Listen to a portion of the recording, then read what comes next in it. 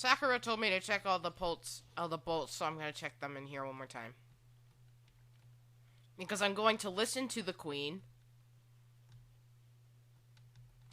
Honestly, Sakura is like my second favorite character in Who's your ultimate favorite? I think Mondo. That's adorable. Because Mondo is like, reminds me of my brother, and he's also really realistic interpretation. He's a really realistic representation of PTSD, and that's amazing. Yes. That, like, gives huge points for me. That's awesome. Huge amounts of moist points. I like girls. Thank you. Thank you for this wisdom. Though I like them all, really. I'm so fucking tiny, okay? But still, like, I like them all. I really don't have anybody that I have, like, problems with. They're all nice. They're all cool.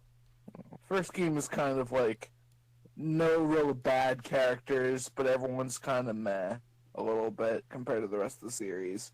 There's no real super standouts in the first game. As opposed to the rest of the series, where everyone is fucking crazy. So... Yes. Everyone's literally, okay, listen.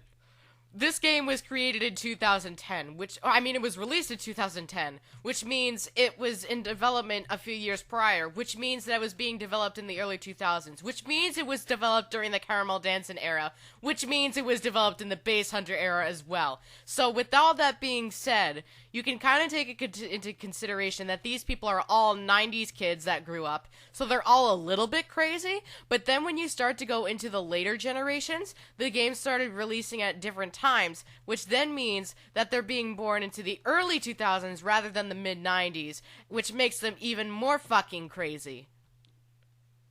I think I followed that.